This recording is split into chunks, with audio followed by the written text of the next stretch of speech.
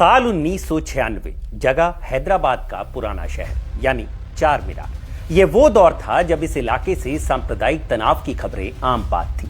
ऐसे ही एक तनावपूर्ण माहौल के दौरान पुलिसिया गोली से एक नौजवान की मौत हो जाती है।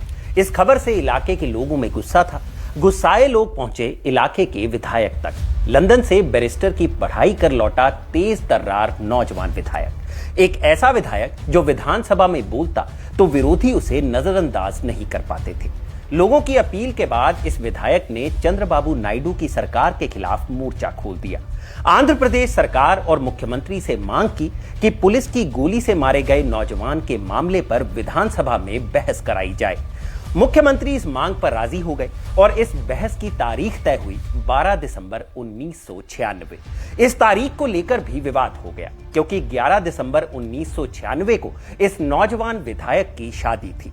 उसने इल्जाम लगाया कि जानबूझकर उसकी शादी के ठीक अगले दिन बहस की तारीख तय की गई है ताकि वो बहस में हिस्सा ना ले सके। लेकिन सूबे की सरकार ने उस विधायक के जज्बे को ठीक से आंका नहीं था। लोगों को लग रहा था कि शादी के अगले दिन वो विधायक कहां ही विधानसभा पहुंच पाएगा। लेकिन ये कयास तब धरे के धरे रह गए जब शादी के ऐन बाद बहस के दिन उस विधायक ने ठीक 7 बजे पूरी तैयारी के साथ विधानसभा में कदम रखा और जोरदार भाषण दिया। और आने वाले सालों में विधानसभा से लेकर लोकसभा तक सारे तथ्यों और दलीलों के साथ बहस ही इस नौजवान नेता की पहचान बन गई। सफेद फार्म अफ्रीका के कानून को महात्मा गांधी ने कहा था कि ये मेरा कॉन्शियंस इसको मानता नहीं, मैं इस कानून को कबूल नहीं करता हूं। तो महात्मा गांधी ने क्या किया, उन्होंने उस कानून को फाड़ दिया। तो मैं गांधी की तरह इस कानून को फाड़ता हूं।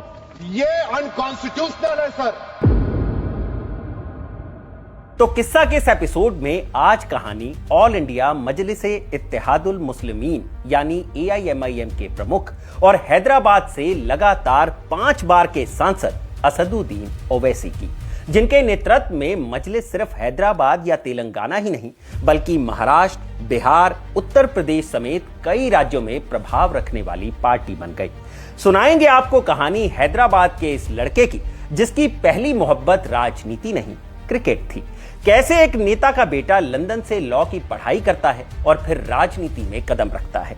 मजलिसे इत्तेहादुल मुस्लिमीन यानी MIM की कहानी भी सुनाएंगे जिस पर पाकिस्तान परस्त होने का तमगा चस्पा था। और फिर कैसे असदुद्दीन ओवैसी के दादा ने इसे AIMIM में तब्दील कर दिया।